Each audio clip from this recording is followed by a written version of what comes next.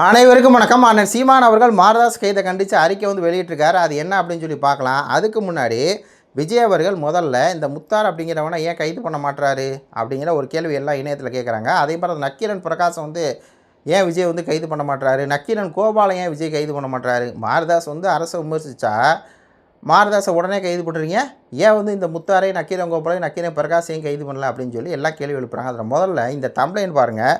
முத்தார் வந்து ஒரு தம்ப்ளைன் வச்சுருக்கான். உபச்சாரத்தில் விழுந்து கிடக்கும் விஜயா வீடியோ எடுத்து மிரட்டும் திரிஷாவா எதிர்த்து போகிறாலும் எஸ்ஏசியா. இது வந்து ஒரு தம்ப்ளைன் தான். இது மாதிரி 100 தம்ப்ளைன் இருக்குது. முழுக்க முழுக்க விஜய் வந்து ஆபாசம் அற நிர்வாண படமாக 2 பீஸில் வந்து போட்டு விஜய் வந்து பார்த்திங்கன்னா ரொம்ப கொடூரன் விபச்சாரங்களில் வந்து விழுந்து கிடக்கிறாரு அப்படின்னு சொல்லி, அதாவது விமர்சனங்கிறது மாரதாஸ் என்ன பண்ணுறாரு, உங்கள் ஆட்சியில் பிரிட்டோ அப்படிங்கிறவர் இருக்கார், அவர் வந்து போதைப் பொருளை இப்படி அப்படி ஆதவ அர்ஜுனா வந்து இந்த இதெல்லாம் கண்ட்ரோல் பண்ணுறாரு, துறைமுகங்களாம் கண்ட்ரோல் பண்ணுறாரு அப்படின்னு சொல்லி இந்த மாதிரி ஒரு குற்றச்சாட்டு வைக்கிறாருன்னா அவதூறு பேசுகிறான்னு வச்சுக்கோங்களேன். நீங்கள் என்ன பண்ணணும், சட்டப்படி நடவடிக்கை எடுக்கணும். ஆனால் அது இல்லாமல் கைது பண்ணுறீங்க. ஆனால் ஒருத்தன் உங்கள் பர்சனல் லைஃப் பற்றி உபச்சாரம் அப்படின்னு சொல்லியெல்லாம் பேசுகிறேன், அவன் மேலே எந்த நடவடிக்கையும் இல்லை. அலிசா அப்துல்லா அவர்கள் கம்ப்ளைண்ட் கொடுத்தா திரிசூர்யா மட்டும் கைது பண்ணுறீங்க, ஏன் இந்த முத்தாரை வந்து கைது பண்ணல? உங்களுக்கு நீங்கள் எல்லாத்துக்கும் பொதுவான ஒரு முதலமைச்சர் நல்லாச்சுன்னா இவனை தானே முதல்ல கைது பண்ணியிருக்கணும் அப்படிங்கிற மாதிரி கேட்குறாங்க. அடுத்து நக்கீரன் பிரகாஷ் அப்படின்னு சொல்லி ஒருத்தர் இருக்கார். வாயை திறந்தாலே விஜய் பற்றி ரொம்ப இழிவாக ரொம்ப கேவலமாக தான் பேசுவாப்புல. அதுக்கு உதாரணமாக இந்த தம்ப்ளைனே வந்து வச்சுக்கலாம். இவங்க வைக்கிற தம்ப்ளைனுக்கே இவங்கள கைது பண்ணலாம் அப்படிங்கிற மாதிரி தாங்க இருக்குது. கருத்து சுதந்திரம்னா மாரதாஸ் பேசுகிறது தான் கருத்து சுதந்திரம். நீங்கள் ஆட்சியில் இருக்க குறைபாடுகளை சுட்டி காட்ட தான் கருத்து சுதந்திரம். தனி மனித வாழ்க்கையை பேசுகிறது கருத்து சுதந்திரம் இல்லை. ஆனால் நக்கீரன் பிரகாஷ் என்ன பண்ணுறாப்புல, விஜயோட தனிப்பட்ட விஷயங்களாக பேசுகிறாப்புல. விஜய்க்கு வந்த ரகசிய நோய் நடந்த சீக்ரெட் ஆப்ரேஷன் ஒரு தலைப்பு வைக்கிறாப்புல. இவரை கைது பண்ணுமா, மாரதாஸை கைது பண்ணுமா? யோசிச்சு பாருங்கள். மாரதாஸ் வந்து அப்படி என்ன தப்பு பண்ணிட்டாரு? ஆனால் நக்கீரன் பிரகாஷ் என்ன, விஜய்க்கு ரகசிய நோய் வந்தானே, எந்த நோய் வந்தானே, விஜய் யாரோட இருந்தால் நம்மளுக்கு என்ன அப்படிங்கிற மாதிரி தானே கருத்து வரும். முதலமைச்சர் ஆகிறதுக்கு முன்னாடி வேறு, முதலமைச்சர் ஆனதுக்கப்புறம் அவர் வந்து பொதுவாக இந்த மாதிரி ரகசிய நோய் வந்துருச்சு அப்படிங்கிறதெல்லாம் வந்து சொன்னால் கைது பண்ணணும். ஆனால் கைது பண்ணலை. சங்கீதா வெளியிடப்போ முக்கிய ஆதாரம். அது மட்டும் இல்லாமல் மர்ம உறுப்பில் ஆப்ரேஷன், நீ பண்ண அசிங்கம் எல்லாத்தையும் நான் வந்து காமிச்சிருவேன் அப்படின்னு சொல்லி தம்ப்ளைன். அடுத்து இன்னொரு தம்ப்ளைன் பாருங்கள். பிளாஸ்ட்டு பால்ஸ்ட்டு மனித மிருகம் விஜய் திரிசா விஜய் லீலைகள் உன்ன மாதிரி பொம்பளை வெறி பிடிச்சவனோட இனி வாழ முடியாதுன்னு சொல்லி எல்லாம் மார்ஃபிங் பண்ண படங்கள் தான். என்ன வச்சு நக்கீரன் பிரகாஷ் வந்து என்ன பண்ணுறாப்புல, விஜய் வந்து தனிப்பட்ட முறையில் தாக்குறாப்புல. மாரதாஸ் தனிப்பட்ட முறையில் தாக்கவே இல்லை. தனிப்பட்ட முறையில் தாக்குற நக்கீரன் பிரகாஷ் மேலே வந்து எந்த நடவடிக்கையும் இல்லை, முத்தார் மேலே எந்த நடவடிக்கையும் இல்லை, மாரதாஸ் மேலே மட்டும் நடவடிக்கை. அப்படின்னா இது ஆட்சி வந்து யாருக்கான ஆட்சி அப்படிங்கிறத பாருங்கள். வேறு ஒன்றும் இல்லை. இவங்கெல்லாம் பேசுகிறது எப்படி இருக்குன்னா, ஒரு பெருசாக எடுத்துக்க மாட்டாங்க. தனிப்பட்ட இது அது பேசிட்டு போனால் விட்டுருவாங்க. ஆனால் மாரதாஸ் பேசுகிறது என்னென்னா, அந்த அரசாங்கத்துடைய அந்த விஜயோடைய பின்பத்தை வந்து உடைக்குது. அதான் வேறு ஒன்றும் இல்லை. மாரதாஸ் வந்து இந்த எதிர்க்கட்சியாக செயல்பட்டு அந்த பின்பத்தை உடைக்கிறார்ல, விஜயோடைய பின்பத்தை, விஜயோடைய அந்த இமேஜ் இருக்குது, அந்த இமேஜ் வந்து உடைக்கிறார்ல. அதனால இப்போது ஆதவ அர்ஜுனா ரொம்ப நல்லவருப்பா, அவர்கிட்ட வந்து சொத்து பத்து எதுவுமே இல்லைப்பா அப்படிங்கிற மாதிரி ஒரு பின்பம் இருக்குல்ல. ஆனால் அது போய் இதே ஆதவ அர்ஜுனா வந்து பின்னணியில் லாட்டரி மாட்டின் குடும்பம் இருக்குது. அதில் ஆதவ அர்ஜுனா 8-10 கார் வச்சுருக்காரு. அவர் ஒரு கார் வச்சுருக்க காரோட விலையே சில லட்சங்கள் சில கோடிகள் அப்படின்னு சொல்லி இந்த ஆதவ அர்ஜுனா பின்னணி, லாட்ரி மார்ட்டினுக்கு வந்து எப்படி வந்து இந்த தாவைக்காவுக்கு வந்து இது இருக்குது, அந்த பிரிட்டோ இது, அது மாதிரி இந்த அமைச்சருடைய இதெல்லாம் பேசினா என்ன ஆகுனா, இந்த அரசுக்கு வந்து நெருக்கடியாகும். இது வந்து என்னென்னா அரசியல் விமர்சனம். ஆனால் அரசு விஜயோட இமேஜை வந்து காலி பண்ணுது. விஜய் வந்து தொடர்ந்து கேள்வி கேட்குறாப்புல. அதனால கைது. விஜய் தனிப்பட்ட ரீதியில் விமர்சித்தா கைது கிடையாதோ? அப்போது விஜய் வந்து என்ன வேணால் தனிப்பட்ட ரீதியில் விமர்சிக்கலாம், கைது கிடையாது. ஆனால் அரசியல் தான் விமர்சித்தா கைதா அப்படிங்கிற மாதிரி தான் இருக்குது. இதில் நான் சீமான் அவர்கள் வந்து நல்லா நறுக்குன்னு ஒரு 4 பாயிண்ட்டை வந்து கேட்டிருக்காரு. நல்லா பாருங்கள். முதல் பாயிண்ட்டு, தம்பி மாரதாஸ் கருத்துக்கள் அவதூறானவை என கருதினால் சட்டப்படி வழக்கு தொடுக்கலாம். மாறாக எவ்வித விசாரணையின்றி உடனடியாக கைது நடவடிக்கை என்பது சனாய் விரோதமாகும். பட்டப்பகலில் கொலை செய்வோர், அதே மாதிரி பாலியல் வன்கொடுமை செய்து ஒருவர், போதைப் பொருளை விற்கிறவன், அதே மாதிரி கொடுங்குற்றம் செய்வேன், அவன் மீதெல்லாம் பாயாத அதிரடி கைது நடவடிக்கை அரசை விமர்சுவன் மீது பாய்கிறது என்றால் இந்த அரசும் அதிகாரமும் யாருக்கானது? இதுதான் மாற்றமா அப்படின்னு சொல்லி கேட்குறாரு.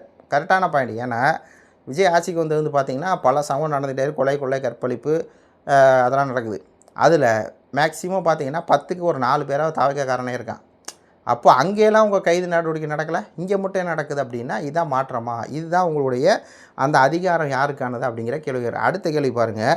ஆளும் தாவேக்காவை சேர்ந்தவர்கள் மாற்றுக் கட்சியினர், அந்த மாற்றுக் கட்சியினர் வந்து விஜய் விமர்சித்தா தனிநபர் தாக்குதல் தொடுத்து இணைய வெளிகளில் அவதூறுகளையும் ஆபாசத்தையும் தொடர்ச்சியாக கட்டெழுத்து விடும் நிலையில் அவர்கள் மீதெல்லாம் பாயாத சட்டம் தம்பி மாரதாஸ் மீது பாயுதென்றால் இது முழுக்க முழுக்க அரசியல் பழிவாங்கும் போக்காகும். தாவைக்காவை மற்றவர்கள் விமர்சிப்பதை கவனிக்கும் காவல்துறை தாவைக்காவினர் மற்றவரைங்க விமர்சிக்கிறத கவனிக்கிறதில்ல அப்படிங்கிறார். தாவைக்காவினரே சீமான ஒரு பர்சனலை பற்றி பேசுவாங்க. இப்போ மாரதாஸ் வந்து பேசிட்டாரா, மாரதாஸோட பர்சனலை பற்றி பேசுவாங்க, சாட்டையோட பர்சனலை பற்றி பேசுவானுங்க. நம்ம வந்து அரசியல் விமர்சித்தா பர்சனை பற்றி பேசுவாங்க. அப்போ அவங்க மேலேயெல்லாம் வந்து நடவடிக்கையில் அவங்க அவதூறாக பேசுறதுலாம் நடவடிக்கை எடுக்கல.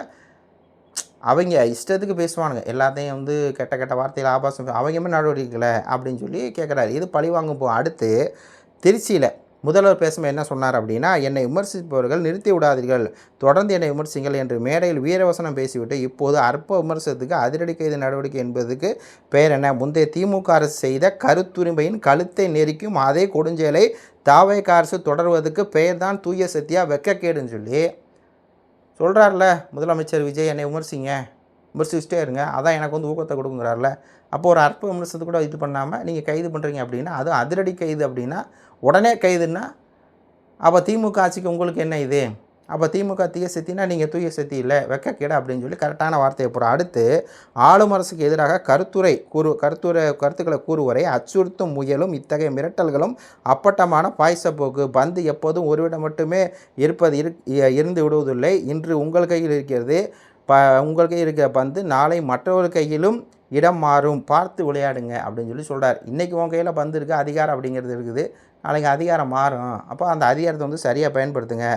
ஆளும் கட்சிக்கு எதிராக பேசுகிறவங்கள்ட்ட இங்கே வந்து அச்சுறுத்துறீங்க அப்படிங்கிற ஒரு விஷயத்தை சொல்கிறார். அடுத்து சொல்கிறாரு, ஆகவே தாவேக அரசு பழிவாங்கும் போக்கோடு நடந்து கொள்ளாமல் சனாய தன்மையோடு இயங்க வேண்டும் எனவும் தம்பி மாரதாஸை உடனடியாக விடுவிக்க வேண்டும் எனவும் வலியுறுத்துகிறேன்னு சொல்லி ரிலீஸ் மாரதாஸ் அப்படிங்கிற ஒரு அறிக்கையை வெளியிட்டிருக்காரு. இதுதான், அதாவது கருத்து கூறுனா போச்சு உங்களுக்கு. விஜய் அவர்களை எதிர்த்து கருத்து கூறுனா தாவேக நடக்கிற குற்றங்கள், தாவேக ஆட்சிக்கு வந்து நடக்கக்கூடிய அந்த பல விஷயங்கள், அதான் மர்ம பின்னணி என்ன நடக்குதுன்னு யாருக்குமே தெரியாது. அமைச்சர்கள் வந்து கச்சத்தீவு பிரச்சனை, கச்சத்தீவு எப்போ மீட்பீங்க அப்படின்னா நோ கமெண்ட்ஸுங்கிறாங்க. அதை நம்ம கேள்விக்குறி ஆக்குறோம். கச்சத்தீவு வந்து நான் மீட்பேன்னு சொல்லி விஜய் வாக்குறுதி கொடுத்துருக்காரு, நீங்கள் நோ கமெண்ட்ஸுங்கிறீங்களே.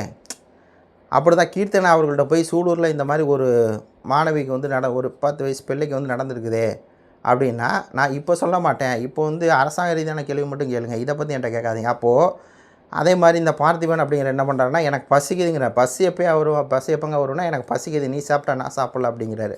அப்போது இந்த அமைச்சர்கள் வந்து சரியில்லை அப்படின்ட்டு அவங்க மேலே விமர்சனம் வச்சாலோ, அதே மாதிரி இந்த ஆதவ அர்ஜுனா அவர்கள் அவருடைய இந்த பின்னணியை பற்றி பேசினாலோ, அவர் வந்து ஆதவ அர்ஜுனோட பின்னணியை அதிகமாக எடுத்து பேசுகிறது யாருன்னா பாரதாஸ் தான். அதனாலயோ கைது பண்ணுறதுக்கு பேர் என்ன அப்படின்னா கொடுங்கோன்மை. உங்களை பற்றி விமர்சிக்கிறாங்கன்னா நீங்கள் பதிலில் என்ன ஒன்று விமர்சனத்தை வைங்க, வேலை முடிஞ்சு வச்சு. இதே திமுக வந்து விமர்சனம் பண்ணலையா ஆதவ அர்ஜுனாவோ, இல்லை விஜயை வந்து விமர்சனம் பண்ணலையா? அப்போ திமுக விமர்சனம் பண்ணால் திமுக கைதுனா, அதே மாதிரி விஜயோ ஆதவ அர்ஜுனா விமர்சனம் பண்ணால் கைது அப்படின்னா ரெண்டு ஒன்று தான், மாற்றம் இல்லை ஏமாற்றம் அப்படின்னு சொல்லிட்டு இந்த காணொலியை முடிச்சுக்கிறேன். நன்றி, வணக்கம்.